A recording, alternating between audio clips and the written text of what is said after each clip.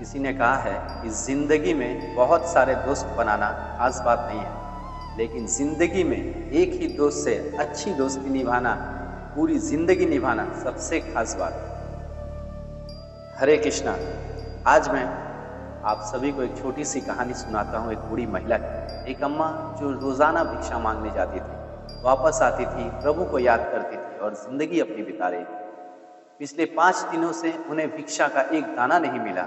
वो भूखी थी, घर आती थी, अपने झोपड़ी में पानी पीती थी, ऊपर वाले को याद करती थी और सो जाती थी और कहती थी, आप देख लेना आपको क्या करना है। तो छठे दिन उन्हें 2 मुट्ठी किसी ने चने दे दिए। शाम में जो वापस आई संध्या में अपनी झोपड़ी में, तो उन्होंने सोचा कि चने मैं अभी नहीं खाऊंगी, कल सुबह को भोग लगाकर भगवान का, उसके बाद मैं खाऊंगी। इतनी परम उन्होंने वो जो 2 मुट्ठी चने थे जो पोटली में बांधा और झोपड़ी में टांग दिया। उसके बाद विश्राम करने लगी। रात में उनके झोपड़ी में चोर घुसा। चोरों ने समझा कि इस पोटली में गहने हैं, सोने के सिक्के हैं, अम्मा कहीं से लेके आ गई होगी। चोर वो पोटली चुरा कर भाग गया और जब वो रात को चोर भाग रहे थे तो उन्हें किसी ने देख लिया और वो चोर से हड़बड़ा के भागने लगे। तो भागते भागते वो संदीपनी मुनि के आश्रम में पहुंच गए।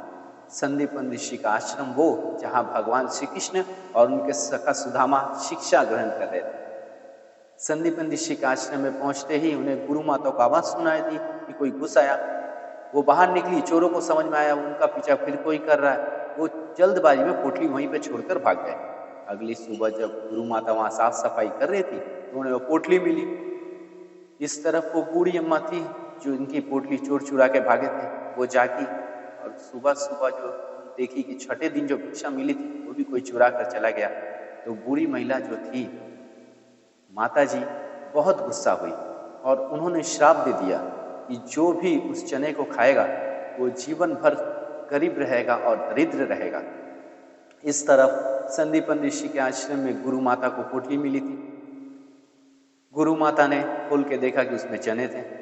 भगवान श्री कृष्ण और सुदामा वो जंगल में लकड़ी चुनने जा रहे थे। तो गुरु माता ने कहा, अरे सुनो सुदामा, ये लेकर के जाओ, अगर भूख लगे तो ये खा लेना, इसमें चने हैं, दोनों मिल बांट कर खाना। गुरु माता ने आदेश दे दिया। सुदामा के हाथ में वो पोटली आ गई। सुदामा जन्मजात ब्राह्मण और ब्रह्म ज्ञानी थे। उन्हें पता चल गया कि इस पोटली के पीछे की कहानी है क्या, किसी ने श्राप दिया है, वो समझ गए। जंगल में पहुंचे, लकड़ियां बीनने लगे। सुदामा को लगा कि आदेश तो ये मिला है गुरु माता के, दोनों को मिल बांट के खाना है, लेकिन अगर मैंने ये भगवान के साथ बांट लिया तो उन्हें भी वो श्राप लग जाएगा और तीनों लोग दरिद्र हो जाएंगे। मैं जीते जी मेरे जीवन में तो ये होने नहीं दूंगा। सुदामा ने छुप करके फटाफट से सारे चने खा लिए। भगवान श्री कृष्ण को पता न चलने दिया। सुदामा जीवन भर दरिद्र रहे क्योंकि शाप लगा हुआ था। भगवान श्री कृष्ण को उन्हें दरिद्र नहीं होने दिया।